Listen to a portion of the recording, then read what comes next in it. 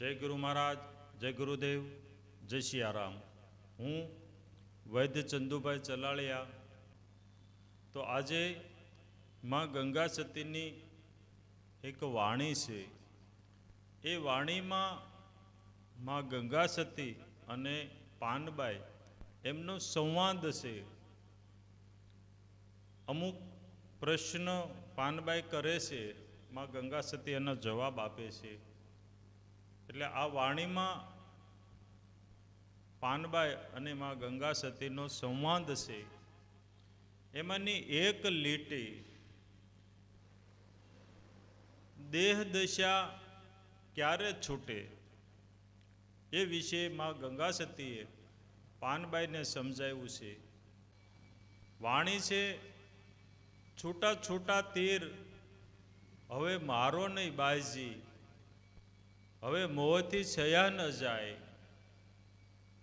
છૂટા છૂટા તીર હવે મારો નહીં બાઈજી, મોહથી છયા ન જાય. આ વાણી છે.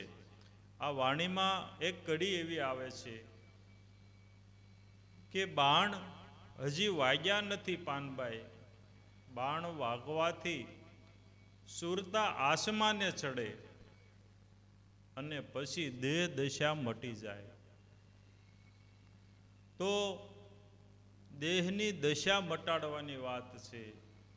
દેહની દશા કોને કહેવાય? કે આ જગતની અંદર આપણે જીવીએ છીએ, હું અને મારું લઈને. ટૂંકમાં કહું છું કે હું અને મારું લઈને આપણે આ જગતમાં જીવીએ છીએ. જાતિ પાતિનો જે ભાર લઈને આ જગતમાં જીવીએ છીએ. શેઠ, નોકર, ચાકર, બાપ, દીકરો, કાકા, મામા, માસી, ભાઈ, આ બધાનો જે ભાર લઈને આપણે જીવીએ છીએ, એ ભારને દેહ દશા કીધી છે. એટલે આ દેહ દશા ક્યારે મટે? કે બાણ વાગે ત્યારે સુરતા આસમાને ચડે અને આસમાને સુરતા ચડ્યા પછી દેહ દશા મટી જાય. તો બાણ ક્યારે વાગે? બાણ એટલે આ પિત્તળનું કે લાકડાનું કે લોખંડનું, એ બાણની વાત નથી. બાણ શબ્દોના બાણ વાગે. જે ગુરુએ જે આપણને શબ્દ આપે અને એ શબ્દ આપણને લાગે, વાગે,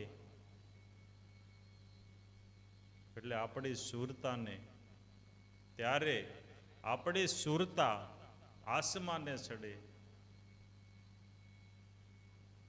આપણે એક છાખી પણ કહેવાય છે કે શબ્દના માર્યા મરી ગયા, શબ્દે છોડ્યા રાજ. શબ્દના માર્યા મરી ગયા, શબ્દે છોડ્યા રાજ. જેને જેને શબ્દને વિચાર્યા, જેને જેને શબ્દને વિચાર્યા, વિચાર્યા અને વિસાર્યા, એના સરી ગયા સબ કાજ. શબ્દના માર્યા મરી ગયા. જે ગુરુએ જે શબ્દ માર્યો હોય અને એના માર્યા પણ ઘણા ભક્તો મરી ગયા છે, મનથી મરી ગયા છે. અને શબ્દે છોડ્યા રાજ. તો ગોપીચંદે એની માના શબ્દ લાગી ગયા તો એને રાજ પણ છોડી દીધા. તો આવા જેને જેને શબ્દનો વિચાર કર્યો છે અને લાગી ગયા છે, એના પણ કાજ સરી ગયા છે. અને જેને શબ્દને વિસારી દીધો છે, વિસાર્યો એટલે ભૂલી ગયા, શબ્દને છોડી દીધો, તો એના પણ કાજ સરી ગયા છે. તો આવા જે બાણ વાગે શબ્દના, ત્યારે સુરતા આસમાને ચડે. આપણે એવું પણ કહેવાય છે કે શબ્દ અને સુરતાના ઘરે આવ્યા લગન, એવું પણ કહેવાય છે. એટલે જે સુરતા છે એને શબ્દ મળે ત્યારે આ જે સુરતા છે એ આસમાને ચડે, અને આસમાને ચડે પછી દેહ દશા મટે. દેહ દશા એટલે આપણે રાજા જનકને વિદેહી કહેવાય છે. એને એની દેહની દશા મટાડી દીધી હતી, એટલે એને વિદેહી પણ કહેવાય છે. તો આપણી જે સુરતા છે એ આસમાને ચડે ત્યારે શબ્દ છૂટી જાય, એટલે સુરતા આસમાનમાં વયા જાય. આસમાન એટલે આકાશ, આકાશ એટલે શૂન્ય. સુરતા છે એ શૂન્યમાં સમાઈ જાય, શૂન્ય થઈ જાય, ત્યારે આ દેહની દશા મટે. કાંઈ ન રહે, શૂન્ય થઈ જાય એટલે કાંઈ ન રહે, ત્યારે આ દેહની દશા મટે. દેહની દશા મટવાથી શું થાય? શું કામ મટાડવી જોઈએ દેહની દશા? કે જન્મ મરણથી પાર થવા માટે, મોક્ષ કે મુક્તિ મેળવવા માટે, સુખ અને દુઃખ એને મટાડવા માટે દેહની દશા મટાડવી જોઈએ. એટલે કીધું માં ગંગા સતીએ પાનબાઈને કે બાણ હજી વાગ્યા નથી, બાણ વાગે તારે સુરતા ચડે આસમાન, અને પછી દેહની દશા મટે. શૂન્યમાં, સુરતા શૂન્યમાં વહી જાય, શૂન્ય થઈ જાય, ત્યારે આ દેહની દશા મટે. હવે એને એક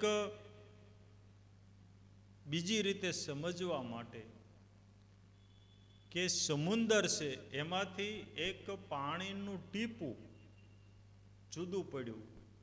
એ જુદું પડ્યું એટલે ટીપું કહેવાનું, બાકી તો એ પાણી જ છે. સીમિત થયું એટલે ટીપું થયું. પણ એ ટીપું પાછું સમુંદરમાં મળી જાય એટલે ટીપું મટી જાય. પાણી તો રહે જ તે, ટીપું મટી જાય પછી એને ટીપું ન કહેવાય, કારણ કે એ જુદું જ ન રહે. એમ આ જે સુરતા છે એ શૂન્યની અંદર સમાઈ જાય ત્યારે આ દેહની દશા મટી જાય. ટીપું જે પાણીમાં સમુંદરમાં જઈને મટી ગયું, ટીપું તો છે, પાણી તો છે જ તે, પણ ટીપું મટી ગયું. એમ આ જે દેહની દશા, દેહ હોવા છતાં દેહની દશા મટી જાય, હું અને મારું મટી જાય, જાતિપાતિ મટી જાય, કામ ક્રોધ લોભ મોહ મદ મત્સર ઈર્ષ્યા આ બધું મટી જાય, એને દેહની દશા મટી કહેવાય. પછી સુખ દુઃખથી પર થઈ જાય. તો આજે માં ગંગા સતીની વાણી ગુરુ કૃપાથી આપની સમક્ષ રજૂ કરી છે. જય ગુરુ મહારાજ, જય ગુરુદેવ, જય સિયારામ, હરિઓમ.